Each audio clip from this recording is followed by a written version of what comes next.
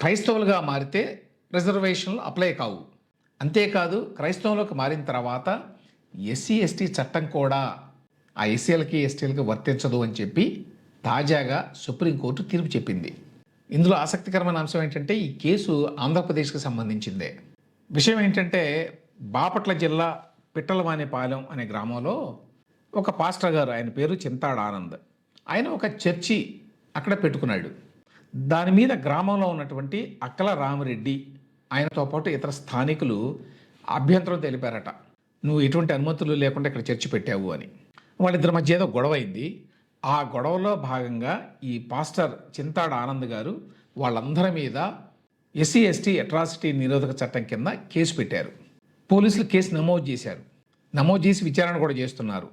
ఆ టైంలో ఈ కేసును కొట్టేయాలి అని చెప్పి ఈ అక్కల రామరెడ్డి ఇతర స్థానికులు ఎవరి మీదనైతే కేసు పెట్టారో వాళ్ళు ఏపీ హైకోర్టుని ఆశ్రయించారు. వాళ్ళ ఆర్గ్యుమెంట్ ఏంటంటే ఈ చింతాడ ఆనంద్ గారు ఇప్పుడు పాస్టర్గా ఉన్నారు.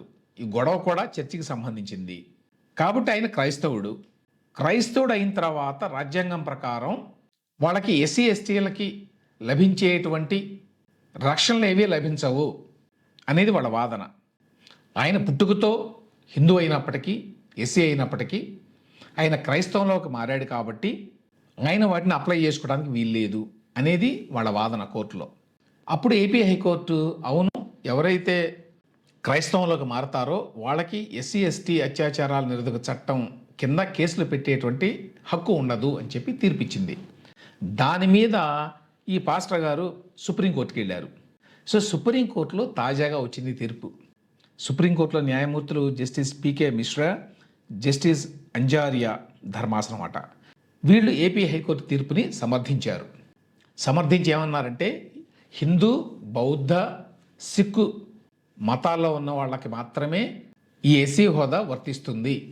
ఈ మూడు మతాలకు కాకుండా మరే మతంలోకి వెళ్ళినా వాళ్ళకి వర్తించదు. అంటే ఒక హిందూ ఎస్సీ బౌద్ధంలోకి వెళ్ళినా సిక్కు మతం పుచ్చుకున్నా వాళ్ళకి ఎస్సీ చట్టం వర్తిస్తుంది, ఆ రక్షణలు లభిస్తాయి. ఈ మూడు మతాలకు కాకుండా మరే మతంలోకి వెళ్ళినా కూడా అవి వర్తించవు. సో ఆ విధంగా మతం మారితే ఎస్సీ హోదా రద్దు అవుతుంది అని ఇప్పుడు సుప్రీంకోర్టు ఈ తీర్పు చెప్పింది.